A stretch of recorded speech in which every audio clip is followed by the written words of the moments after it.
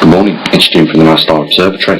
We're going to hit the ground running with some groundbreaking and shocking evidence of the massive Earth changes that are taking place. But before we do, a very big thank you to the few people that are hanging in there and keeping the support going for the Observatory.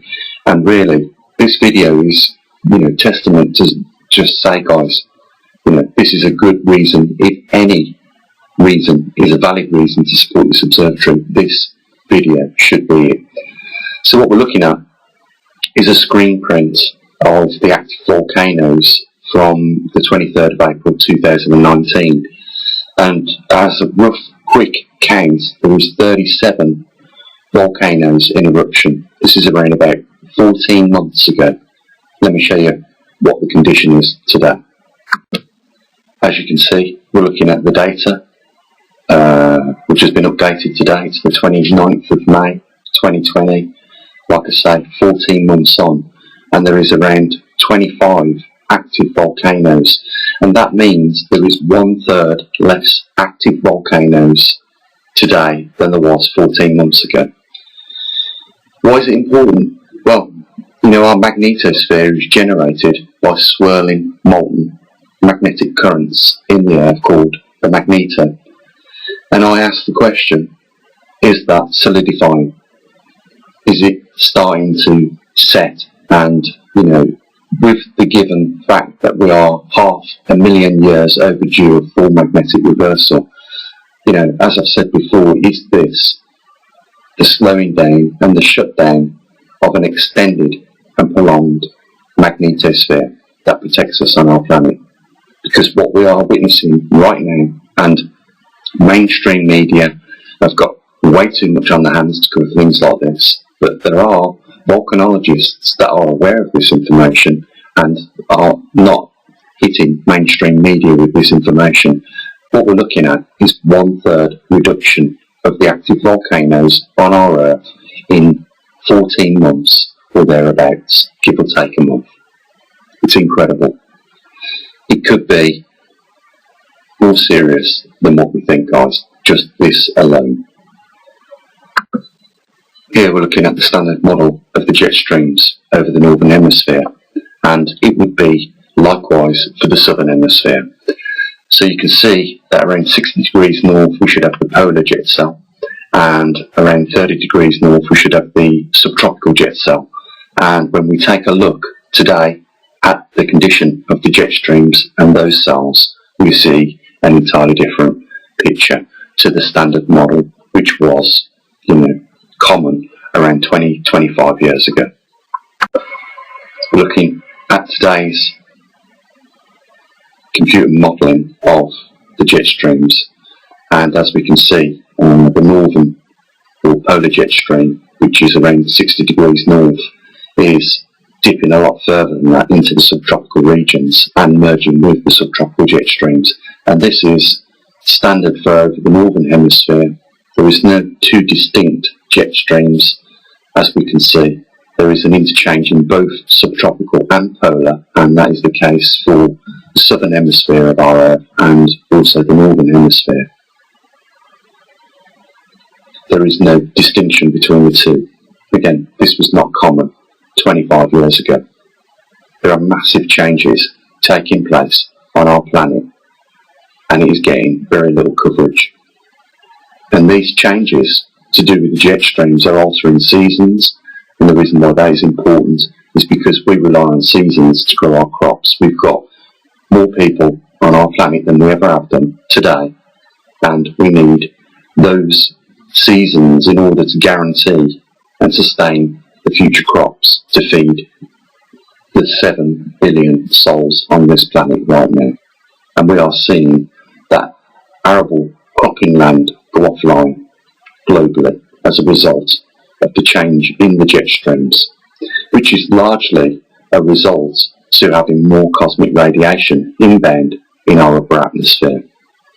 And what that does is it lends itself to put more water vapour in the jet streams. When the jet streams become heavier and more laden with water vapour, they start to travel further south from the polar regions of the northern hemisphere into the subtropical regions.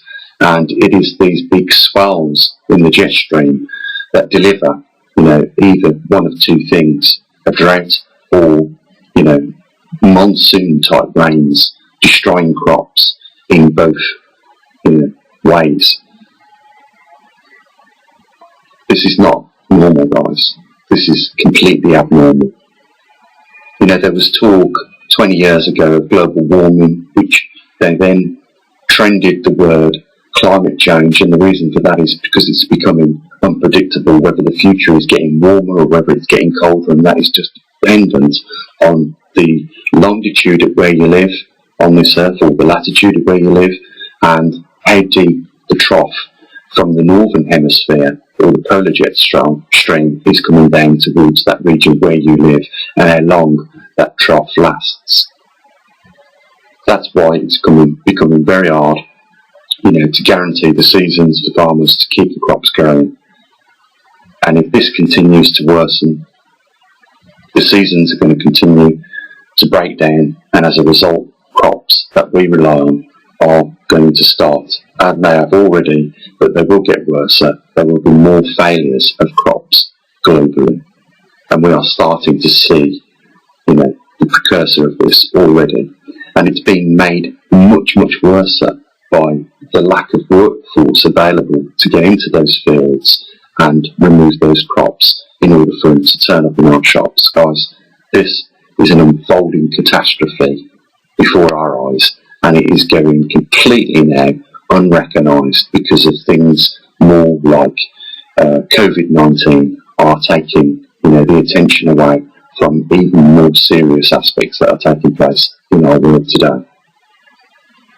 Like I said, there is nothing short of a catastrophe unfolding. Let's zoom in a little bit more on the real cause of all these problems with regards to at least jet streams. Let's have a look at the solar trend over the last 33 years, and as a result of the low solar output, we've had more cosmic radiation, but let's also have a look at the added impact of the weakened magnetosphere and what happens as a result of that.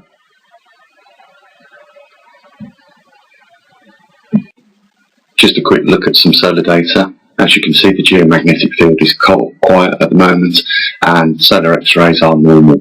We've got a low KP index, and there is no visible sunspots on the disk still, and that has been the case now for quite some time. But you might be convinced that beings were at the end of solar cycle 24, but that's the norm because we're in solar minimum right now as opposed to solar maximum, and that's the point of the cycle. If you look at solar cycle 24, at the peak would be the maximum, would be where the majority of the sunspot numbers would occur.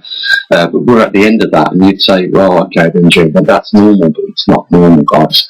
The sunspot cycles are reducing exponentially. And some solar physicists are saying that we might not even get a start to solar cycle 25, and we haven't even started to see yet the numbers increase as to date. Now I want to try and explain something extremely important, and I know when you're looking at a lot of data on a chart like this, it's a bit daunting, but the most important thing to remember is around 2014 on this chart. If we look at the two columns at the top, you've got the smoothed monthly sunspot numbers and then the daily sunspot numbers, and we can see that we get data which is just over 2014.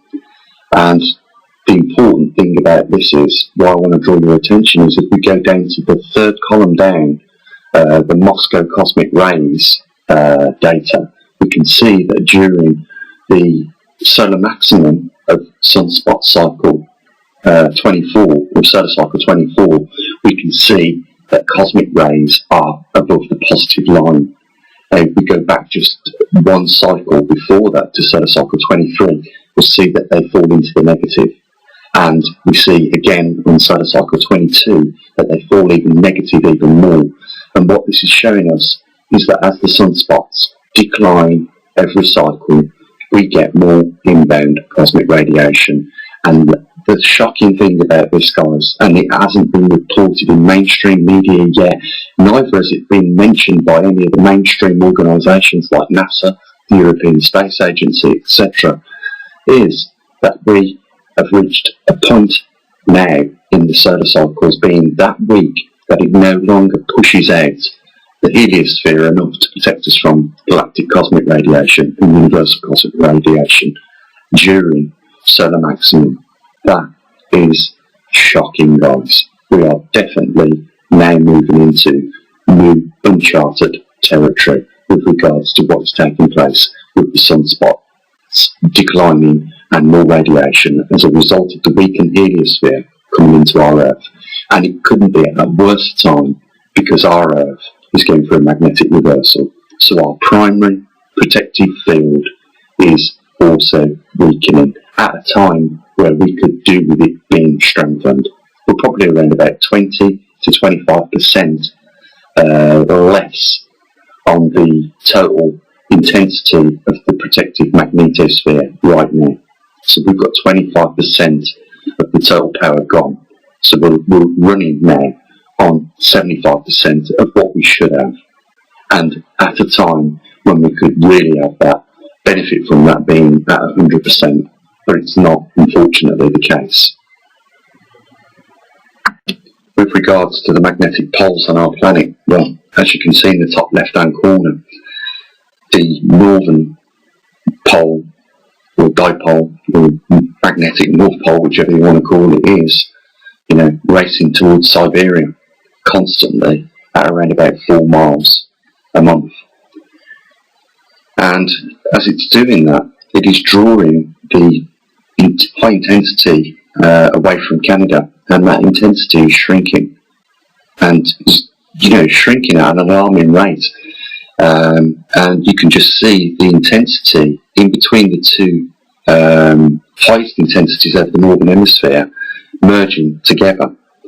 And this is like almost an indication that it is dragging the high intensity towards Siberia. So as the pole migrates over that direction, it's taking all the high intensity with it. If we look at the southern hemisphere, we can see that the southern dipole of the region is leaving the Antarctic Peninsula completely. And as we see on the Australian continent, we can see a merging of high intensity as the pole migrates with it.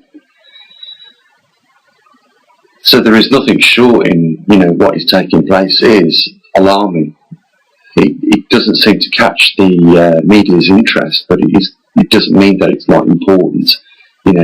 These anomalies that we've just, looked at, and this is just a few of the anomalies that really are of concern right now.